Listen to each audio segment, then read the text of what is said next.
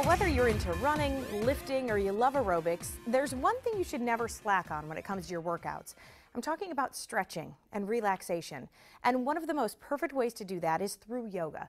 Carly Schwab Brody, yoga coordinator at Lifetime Fitness Easton, is here today to talk more about it and show us some moves. So thanks for being here, Carly. Absolutely. So let's talk about yin yoga today. This is what we're discussing. So what is it? What are some of the benefits for people?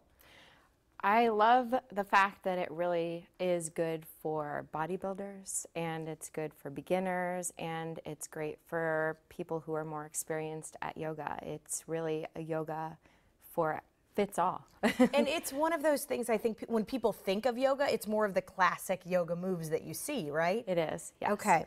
Now, I attend the Lifetime in Upper Arlington. They have yoga classes. You're at Easton. Do they have yoga at all of the Lifetime locations? They do, yes. We have a yoga class every day. This is kind of a great way to get you up and moving in the morning, kind of get everything loose so you can start your day.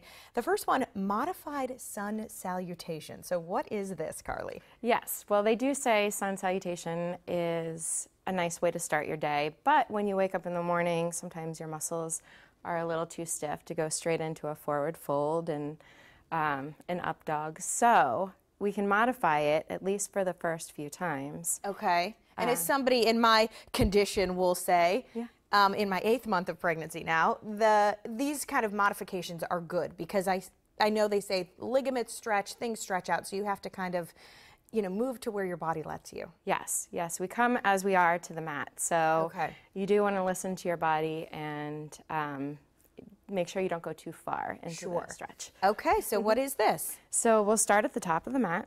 Okay. Feet together, big toes together. All right. And bring your arms up into the air. Just stretch up. Lift through the fingertips and press down through the heels.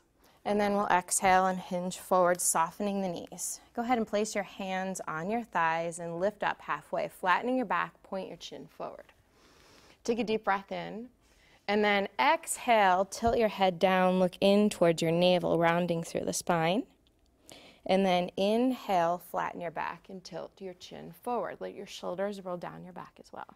So from here, we'll go ahead and round the back out, look in towards the navel, soften your knees so that your hands can come all the way down to the mat. Okay. And then step your right foot back. Bring the back knee down to the floor. And then plant your entire front foot down into the mat. Soften your hips forward. Now this is more of a yin style pose. So you can start off, it's called flying dragon. So you can start off with your hands on your knees, rolling your shoulders back and feeling the stretch. That's the most important thing in yin, is really not what the pose is called, not the perfect alignment. It's how you feel in it. It's how you feel. You want to get the most out of each move, each stretch, right? Yes. So we're feeling it in the hip flexor. Absolutely. Yeah. I'm feeling it in a lot of places. The cat-cow, is that into, can we just move from one into the next? Like kind of float into that? What is that move? Yep. So then that would bring the knee back, coming to table position, hands down, and drawing your navel in towards your spine and looking down, softening through the shoulders, tucking the tailbone under.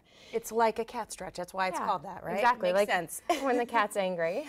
Okay, let's move to the up and down dog. Down dog, I think people hear a lot about. So how do we do the up and down?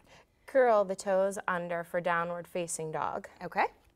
And then you'll lift the knees off of the mat and your hips up into the air.